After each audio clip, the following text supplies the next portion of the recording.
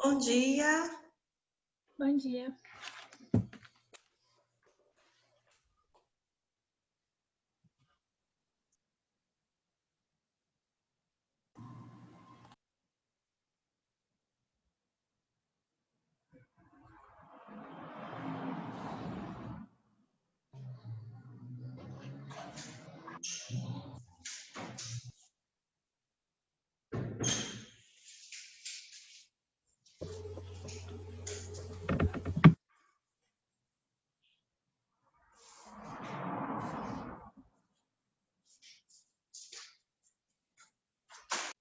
Carla? É Carla?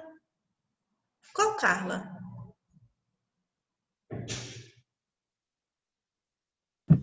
Oi, professora, bom dia, tudo bem? Bom dia. Deixa eu abrir a câmera, né, também. Calma, deixa eu ver aqui.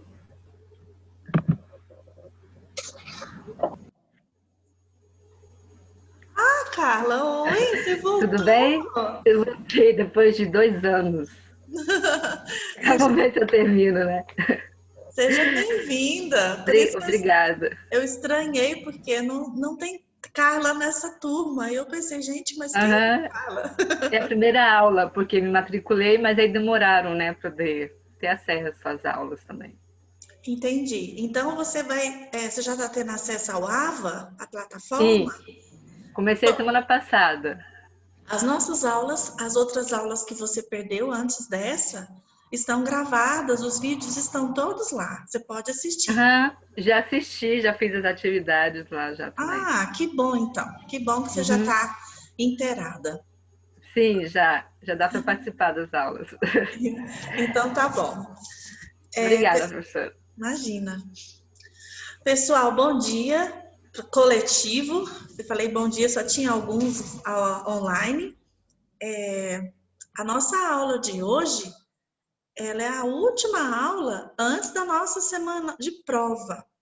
Por quê? Porque semana que vem ainda tem aula, mas a nossa aula cai na segunda-feira, que é feriado, dia 7 de setembro. De acordo com a orientação que nós tivemos, os professores tiveram a respeito dos feriados, será o seguinte: tem tudo na plataforma, tem pré-aula, tem pós-aula, tem material, mas não tem aula síncrona, porque é feriado, tá? Então, como que a gente vai fazer? Eu cometi um erro na semana passada, mas acabou que veio para nosso favor. Eu estava olhando no plano de ensino, porque eu achei que foi muito corrido falar do capítulo 12 inteiro na aula passada. Aí eu olhei no plano de ensino e falei, gente, tinha 2 dias disponíveis para falar do capítulo 12 e eu corri tanto. E aí, o que aconteceu? A gente terminou o capítulo 12. E aí, o capítulo 13, que não teria aula síncrona na semana que vem, eu vou falar dele hoje, porque aí ficam todos os capítulos que vão cair na prova, ficam fechadinhos. Aí semana que vem só vai ter o pós-aula a respeito desse capítulo, né? E no dia 14, que é a outra semana, já é a nossa prova. Ficou bom assim, não ficou? Ok? Então hoje, eu sei que vocês não leram, porque não estava previsto, mas nós vamos falar sobre o capítulo 13, tá? Mas não tem problema, porque é um capítulo bem tranquilo. Fala sobre a vida de vocês, fala sobre o adulto jovem, que é a grande maioria da turma. Então, vocês vão falar muito das experiências pessoais, das características pessoais, e vocês já estarão dentro do conteúdo, sem problema nenhum, tá bom? Então vamos lá. A primeira pergunta que eu tenho para fazer para vocês é: o que vocês acham que faz uma pessoa ser considerada adulta?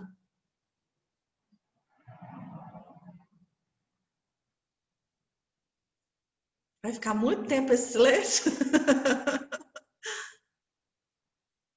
Pode falar, Amanda. Teve até um tempo atrás que eu e meu namorado, a gente estava até debatendo sobre isso, né? Ah, Porque eu tava, tipo, eu não me sinto adulta. Eu achava que quando eu tivesse a idade que eu tenho hoje, eu ia, sei lá, eu olhava quem tinha 20 anos, 21 anos, igual eu tô hoje, e achava que a pessoa já era formada, já estava casando, tendo filhos, totalmente independente financeiramente e tal. E aí, quando eu cheguei, eu, gente, parece que não é do jeito que eu achava que era, né? E não, mas você já tem que se sentir adulta e tal. Aí eu, não, mas não tem como eu controlar como eu me sinto, né? Aí depois da gente conversando, até com a minha cunhada, que também é psicóloga e tal, a gente fala assim, realmente, é difícil a gente ter noção de como, quando a gente passa a ter esse sentimento de adulto ou não, né? Que às vezes na sociedade é muito associado, por exemplo, a questão de independência financeira. Se você Sim. não tem uma independência financeira, você não é adulto, de certa forma, porque você ainda está ou morando na casa dos seus pais, dependendo dos seus pais, sendo realmente ali, né, uma Sustentada. continuação quase, sustentada. Aí eu falei assim, Uhum. gente, eu não sou independente, então, assim, eu não me considero adulta por muitos desses motivos. Você não se considera adulta? Você é o quê, Amanda? Você é adolescente? Sei não. Ela tá no limbo. Existe uma Eu, fase no capítulo, entre o capítulo 12 e 13, tem um limbo ali. Entre a adolescência e o adulto tem esse momento de necessidade de informação. sim. Aí, por exemplo, assim, eu sinto que eu só vou conseguir me sentir adulta mesmo quando eu estiver totalmente independente financeiramente dos meus pais. Uhum. Acho que a partir de hoje você vai se sentir adulta. Eu tenho certeza que você é adulta. Vou apresentar as suas características para você. Além da independência financeira, quem mais gostaria de participar? Me dizendo uma característica que a gente percebe que a pessoa pode ser considerada adulta. Quem se sente adulto seria interessante falar.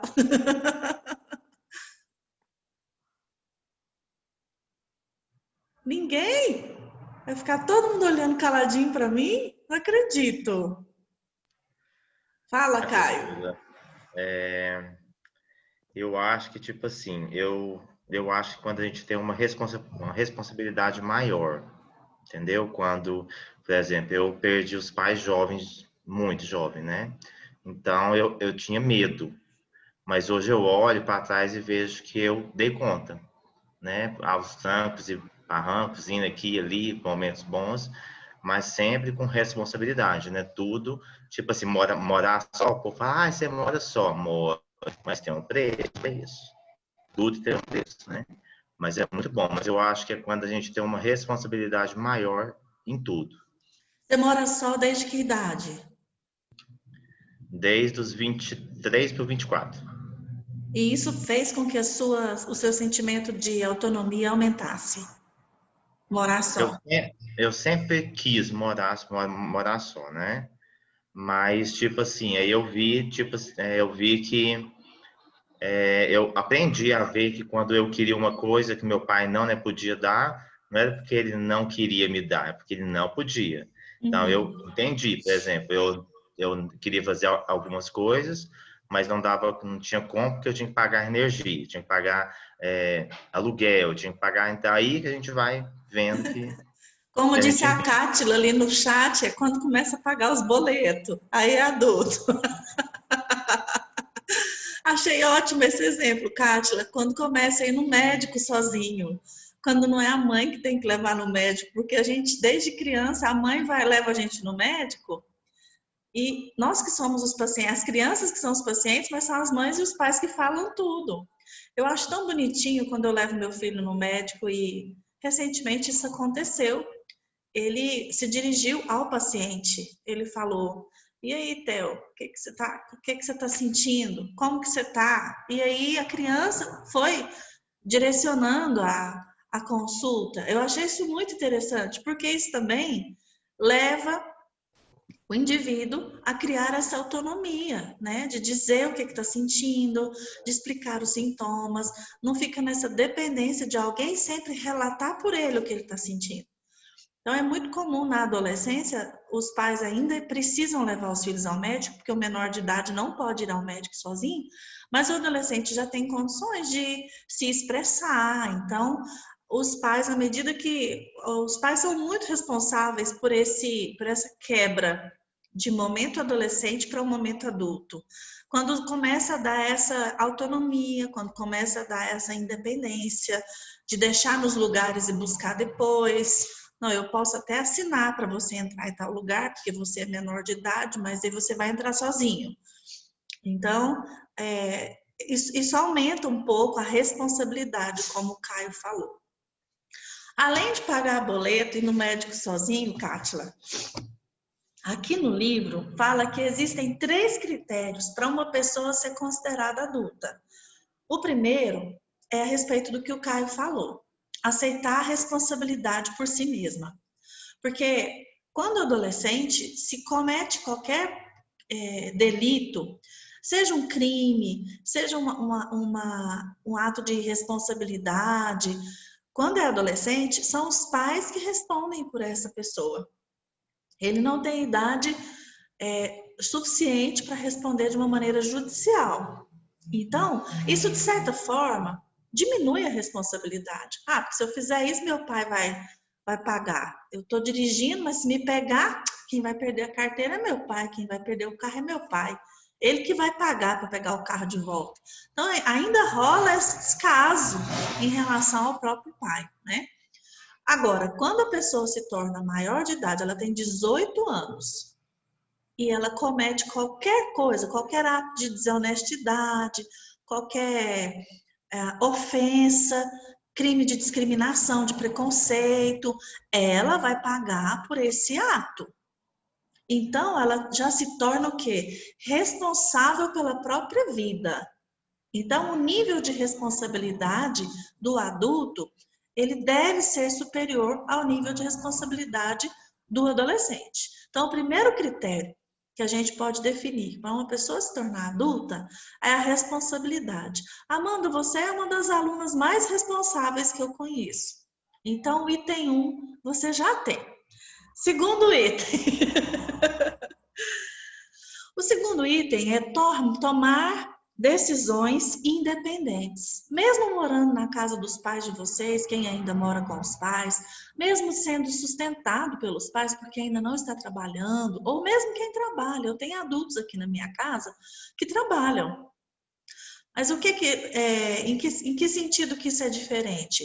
Eles não pagam os boletos ainda aqui de casa, né? Eu que pago água, luz, aluguel não, graças a Deus, mas eu pago a prestação da minha casa. E aí todo mundo que está morando aqui é, de certa forma, beneficiado com esses pagamentos. Mas em que fica diferente? Eu moro na casa dos meus pais, mas eu não sou eu quem me sustento. Mas você toma as suas decisões independente. É você quem diz assim, nas minhas férias eu vou viajar, vou planejar. E aí você não tem aquele negócio, mãe, eu posso ir, né? Mãe, tô pensando de comprar uma moto, tô pensando de comprar um carro.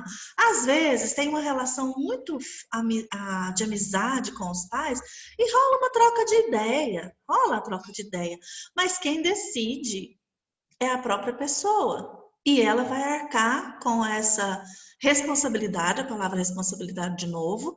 Por exemplo, o pai fala, não, meu filho, beleza, você pode comprar um carro, mas eu não posso arcar com... Não, pai, eu que vou assinar o contrato, o boleto vai vir no meu nome, aí o boleto começa a aparecer, ó. O carnê no meu nome, eu vou arcar com esse gasto, porque eu quero um carro para mim, eu já posso tirar minha carteira.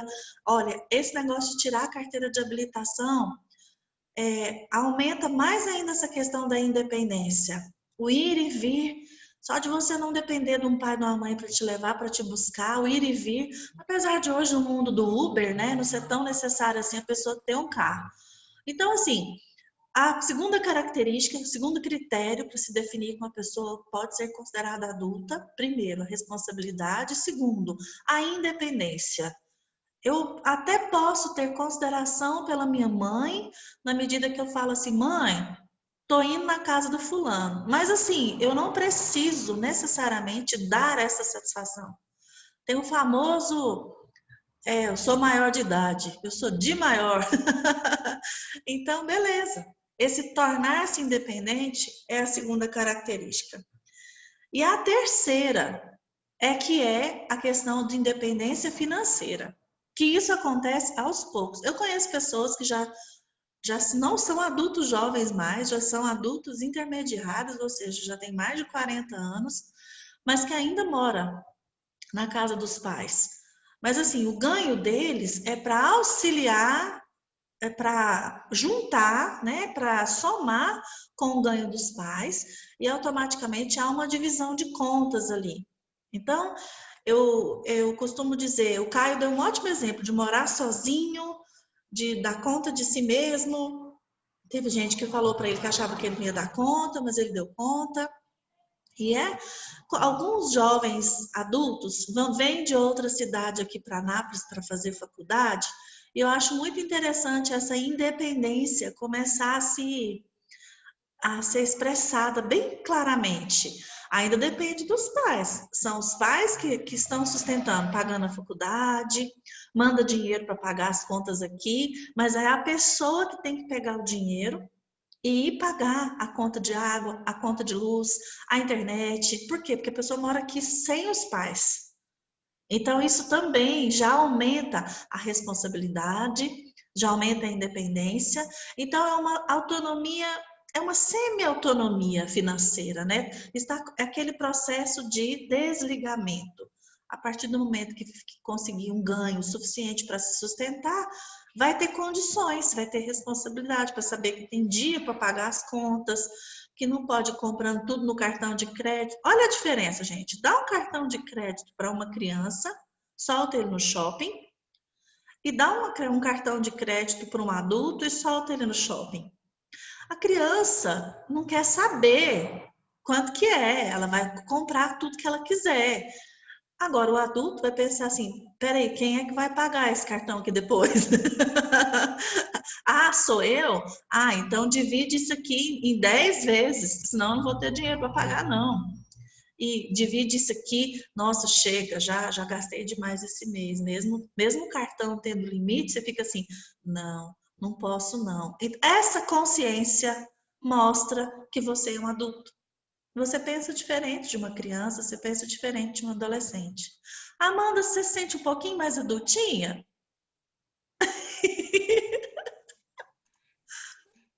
Sim, levando alguns aspectos em consideração, sim, mas parece que essa questão financeira pesa muito. Por exemplo, porque eu não trabalho. E aí, mas me incomodava demais ter que, por exemplo, pedir R$ 10 que seja para comprar alguma coisa. E meus pais são separados, né? E aí, meu pai paga pensão alimentícia, mas antes ele pagava para minha mãe, né? E aí eu falei assim, não, agora eu podia administrar esse dinheiro para ser de alguma forma, né? Para eu adquirir um pouquinho que seja de independência, igual esse fator que você falou aí, né? Essa transição, esse desligamento lento, né? Essa questão de ser responsável pelo cartão de crédito, por ter que lembrar do dia de pagar o cartão de crédito, esse tipo de coisa. Aí, depois disso, assim, foi realmente um ganho muito maior de conseguir sentir um pouco isso, sabe? Dessa questão de adulto. Mas eu sinto, assim, que parece que eu vou me sentir mesmo, assim, quando eu realmente não ter mais nenhuma dependência mais do meu pai e da minha mãe, sabe? Mas, sim, levando esses aspectos em consideração, dá para sentir um pouquinho mais, assim, que não é só ruga no cara que tá criando. É interessante também, fora esses 3 aspectos fundamentais, que são os principais que foram citados aqui no livro, existe durante o texto também algumas características que a gente pode pensar. Como, por exemplo, o adulto, ele já consegue fazer planos sobre a própria vida. E ele planeja. Às vezes ele terminou um curso e ele quer fazer outro, às vezes ele descobre, porque ele fez o vestibular, ele estava adolescente. Aí no meio do curso ele já começa a se tomar a maturidade aumenta e ele quer parar o curso e começar outro. Então, essa decisão é uma decisão que tem que ser madura, é responsável. É quando o jovem adulto fala assim, não, pai, não, mãe, eu sei que eu fiz tantos semestres, mas eu não gostei, eu quero começar outro curso e eu me responsabilizo por essa mudança de curso, eu me responsabilizo de terminar agora esse segundo curso. Então, assim, a pessoa já tem condições de planejar melhor. Às vezes, pode ter alguns conflitos, nós vamos ver mais para frente do capítulo, porque tem adultos, jovens que pensam muito diferente dos pais. E isso pode chocar um pouco os pais no sentido de, eu quero morar fora do país, eu quero fazer um curso lá fora, eu quero... Brasil para mim é muito pequeno. Então, perder os filhos do ninho é terrível, é avassalador para uma mãe que tem os filhos ali pequenininho tudo ao redor dela, como uma galinha com os pintinhos debaixo dela. De repente esse menino cresce e ele quer voar, e ele não quer voar só para aquela árvore do outro lado ali, ele quer voar para longe, para onde eu não vou vê-lo mais. E isso causa um impacto muito forte. Algumas mães podem achar que isso é ingratidão, rola uma chantagem emocional e tudo mais. Mas a gente percebe, portanto, que essa pessoa cresceu, essa pessoa amadureceu e ela tem um pensamento independente. Ela não pensa da mesma forma que os pais pensam e ela tem condições de manter o seu pensamento, de defender o seu pensamento. Não é simplesmente uma ideologia qualquer, mas não, eu quero e eu vou fazer, eu vou lutar para isso, eu vou trabalhar, vou juntar dinheiro e quero ir embora do país ou da cidade, seja de onde for. Então a gente percebe que é um período em que o papel de adulto ele se firma mais, não é aquela coisa tão onda do mar como é o pensamento do adolescente, que é muito levado pelo vento, pela cabeça dos outros. É uma coisa mais certeira, mais assertiva, acho que a palavra é essa. Ainda pode existir, durante essa fase, uma certa incerteza, um certo tumulto. Ainda há isso ainda marca o início do processo, porque os jovens eles podem ter muitos planos, mas ainda não têm condições de bancar esses sonhos. Então ainda pode existir sim insegurança e incerteza. Mas deixa eu contar uma coisa para vocês. Adulto também sente insegurança e incerteza. Isso não é nada infantil, tá? Faz parte da vida do adulto também ter essas inseguranças e essas incertezas. Bom dia para o Anderson e para o Roberto, que chegaram depois que a gente já tinha começado. Eu estava ouvindo, professora. Eu não estava te vendo. Desde o começo. Roberto, a gente está falando do capítulo 13. Não estava previsto para hoje, mas como semana que vem é dia 7 de setembro e não tem aula síncrona, eu estou apresentando o capítulo 13 hoje para não ficar nenhum déficit para a prova de material. Tá bom? Então, eu estou apresentando o capítulo 13 hoje. Ok. Gente, e aí? O livro dá essa pequena introdução para a gente entender como que é o pensamento ou o sentimento de um adulto jovem. Quando a gente fala adulto jovem, quantos anos tem o adulto jovem? Bom, se essa teoria desse livro dividiu didaticamente a idade entre adulto jovem, adulto intermediário e adulto tardio, o adulto tardio começa aos 65 anos. O adulto intermediário é dos 40 aos 65 anos. Então, o adulto jovem é até os 40, é dos 18 aos 40 anos. É considerado uma pessoa adulto jovem. Eu acredito que daria para dividir essa idade aí do adulto jovem, porque um jovem de 20 anos é muito diferente de uma pessoa de perto dos 40. A maturidade é bem outra, é bem maior. Mas vamos trabalhar dentro dessa perspectiva que o livro nos apresenta e vamos falar desse caminho aí que o adulto jovem tem de uma forma detalhada a partir de agora. Bom, vocês sabem, já estão acostumados que o livro divide em desenvolvimento físico, cognitivo e psicossocial. Esse capítulo fala só do desenvolvimento físico e cognitivo. Dentro dessas duas partes, tem algumas coisas que são repetitivas e eu não vou ficar batendo, por exemplo, nós não vamos falar de obesidade de novo. A gente já falou de obesidade na infância, a gente já falou de obesidade no adolescente, então nós não vamos bater nessas teclas que são muito repetitivas, tá? Então, por isso que às vezes nós vamos passar um pouco mais rápido em cima dessas páginas. O que a gente tem para falar da saúde do adulto jovem? A maioria relata, e os estudos comprovam isso, que vocês, adultos jovens, estão no auge da saúde.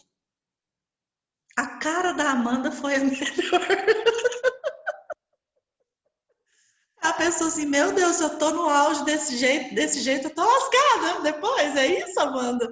Gente, nós vamos dar algumas indicações para isso melhorar, tá? Aqui para frente vai ter umas dicas interessantes. Então, a maioria dos adultos jovens, eles, inclusive, é mais barato para plano de saúde, mais barato que criança.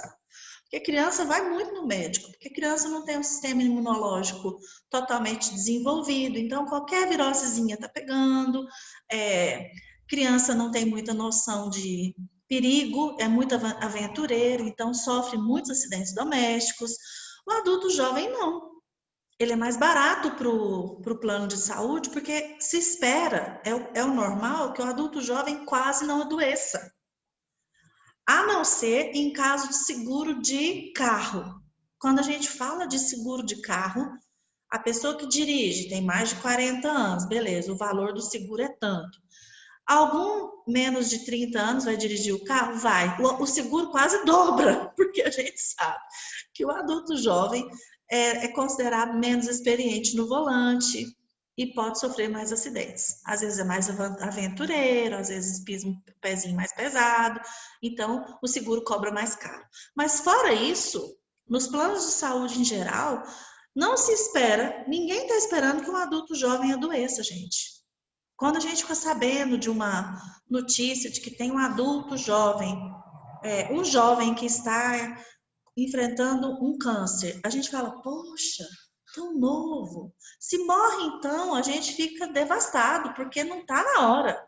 Está no auge da vida. Vocês estão no auge da saúde, no auge da vida. Existem algumas influências nessa condição física. O que vai influenciar você ter boa saúde e uma boa condição física?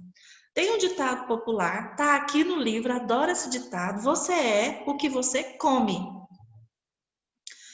Então, às vezes, o adulto jovem não se preocupa muito com o que ele está comendo.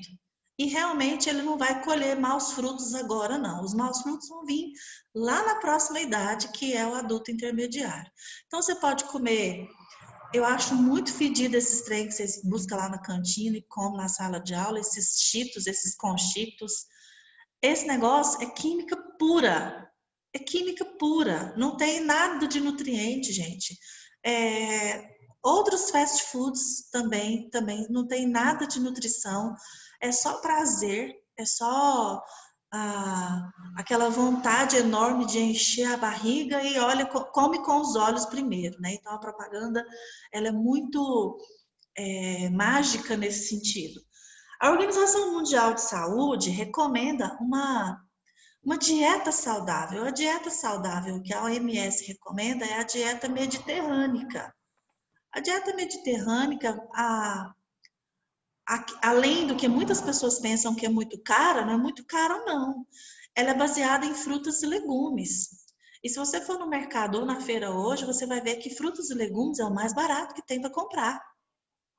O que está caro é carne, o que está caro é o arroz, o que está caro é o óleo, é coisas que a gente come demais, o macarrão, a massa, né? Então, a dieta mediterrânica, ela não é cara. O que ela deve compor? A parte cara dela é o peixe. Ela é rica em frutas, vegetais, grãos integrais e gordura insaturada. É uma dieta que às vezes é difícil de algumas pessoas tentarem seguir, mas não precisa ser à risca, não precisa ser todos os dias. Mas pensa nisso, gente, você é o que você come. Eu lembro que o metabolismo que eu tinha na minha idade adulto, jovem, quando eu era da idade de vocês, era muito diferente do que eu tenho hoje, porque o metabolismo vai diminuindo mesmo. E eu lembro que eu nem pensava em atividade física, nem pensava em dieta. A minha mãe fazia pamonha, eu podia comer umas 5 que eu não engordava. Hoje, para eu comer uma pamonha, é um evento anual. Eu tenho que escolher um dia e ainda tem que ser o dia que faz muita ginástica para queimar a caloria daquela pamonha. Eu estou falando de pamonha porque é a nossa comida típica mais pesada que a gente tem, pura massa. Mas isso é certo. O tipo de alimentação que o adulto jovem tem vai refletir no processo do restante da sua vida. E não é só a questão da alimentação saudável. Pensem em atividade física. Eu sei que vocês estão saindo da adolescência, ano passado vocês estavam na adolescência, anteontem vocês estavam na adolescência, e o adolescente ele tem muita preguiça de fazer atividade física. O corpo é muito pesado, é aquela coisa assim, eu quero morgar, né? É a palavra mais conhecida entre os adolescentes, é vamos morgar. Mas os exercícios você não precisa necessariamente se matricular numa academia, fazer um exercício regular. Mas tente ter uma vida mais saudável no sentido de beneficiar a sua saúde. Às vezes uma caminhadinha, às vezes pequenas distâncias que você poderia não usar o carro, você pode ir a pé. Se você mora em apartamento, tente pelo menos 1 ou 2 vezes por semana, ao invés de subir de elevador, subir de escada, porque você já vai estar trabalhando o seu cardio ali, né, e melhorando a sua respiração. Tem gente que substitui a condução por uma bicicleta. Hoje está super na moda, virou modinha agora, o pessoal está fazendo trilha de bicicleta, é saudável, é recomendado. Então, assim, tentem, sabe por quê, gente? Eu fico lembrando daquele desenho do Wall-E, onde as pessoas vão ficando obesas, sabe por quê? Porque tudo hoje em dia tem o controle nas mãos. Antes eu precisava me levantar do sofá para abaixar o volume ou mudar o canal da televisão. Agora tem um controle remoto. Antes a gente precisava descer do carro para abrir o portão de casa. Agora tem um controle do portão. Tudo tem controle. Daqui a pouco a gente não... Até luz. Tem algumas casas que bate palma, acende a luz, bate palma, apaga a luz. Você não vai precisar de levantar para mais nada? E aí? Então a gente precisa se esforçar com algumas coisas para gastar o mínimo de energia e para manter os nossos músculos ativos. Então, pensem nisso com carinho. Alimentação e atividade física enquanto adulto jovem, para não colher um prejuízo grande mais na frente. Eu peço licença para compartilhar com vocês mais uma coisa da minha vida pessoal, que é o seguinte: eu pareço muito com a minha mãe. E quando a minha mãe estava com 40 e poucos anos, ela foi diagnosticada com fibromialgia. Fibromialgia é uma doença que não existe cura ainda, é uma degeneração muscular muito grande, ela sente muitas dores.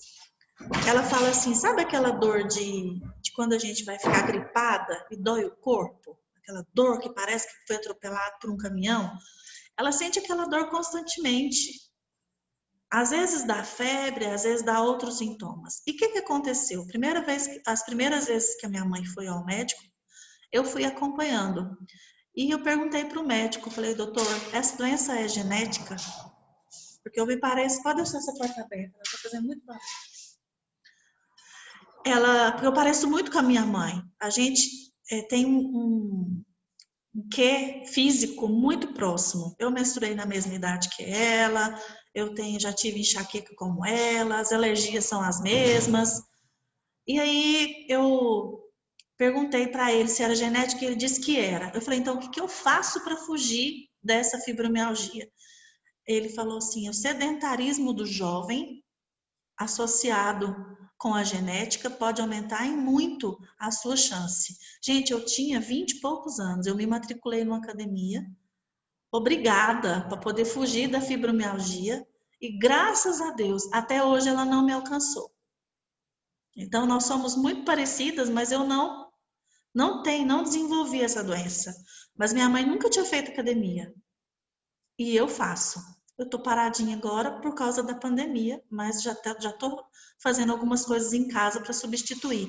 Ou seja, a atividade física, na idade que vocês estão, adultos jovens, ela pode espantar, ela pode eliminar algumas doenças que vocês teriam se vocês não fizessem atividade física.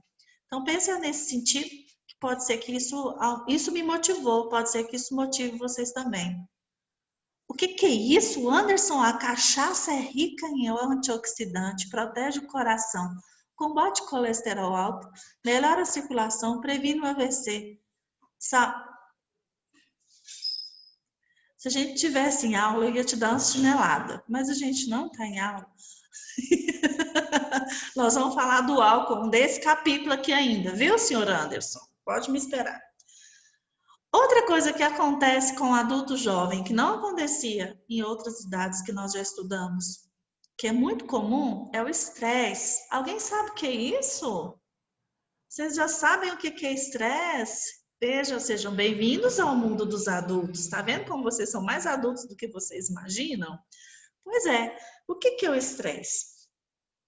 É essa maneira de reagir, de acordo com algumas pesquisas, afeta a saúde física. O estresse crônico afeta a saúde física.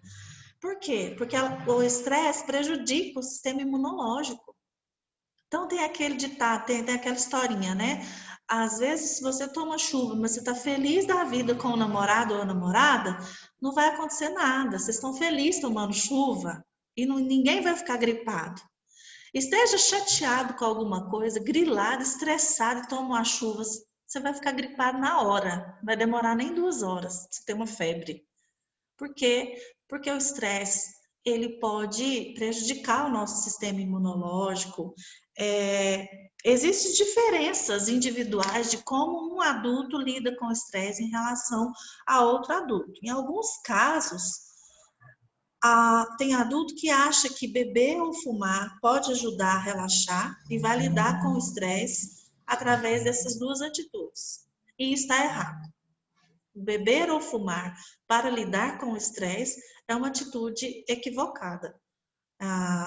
Tudo bem que o Anderson colocou ali a respeito do álcool, eu sei que é brincadeira e tudo, mas quando se está comemorando, quando se está se divertindo, o ato de beber é diferente. Porque quando a pessoa está estressada e ela vincula, eu só consigo relaxar, eu só consigo desestressar se eu beber, isso pode ser perigoso, isso pode ser grave. Porque na vida nós temos muitos estressores. E quanto mais velho a gente fica, mais estressores aparecem. Porque aí aparece casamento, aparece filho, aparece trabalho, aparece convivência com outros familiares, sogra, sogro, cunhado, filhos vão ficando maiores e os estresses vão aumentando. Se a gente vincular a nossa... Oi, Roberto. Você estava falando de aparecer aí estressores, né? E até você perguntou se a gente conhece o que é estresse, mas agora tem um negócio interessante aí que está trazendo estresse muito às pessoas aí, que é o pré e pós-aula. É? Ô, Roberto, isso tocou nesse assunto, viu? Eu não tenho culpa. Não, professora. Eu estou seguindo ordens, eu imagino. Assim como para vocês é estressante fazer, para nós é estressante colocar lá para vocês fazerem. E nós estamos todo mundo no mesmo barco. Vocês não se preocupam, não. Sim, Roberto, os estressores, à medida que a vida vai... nós vamos vivendo e vamos tendo mais experiência e mais relacionamentos, os estressores vão aumentando. É verdade.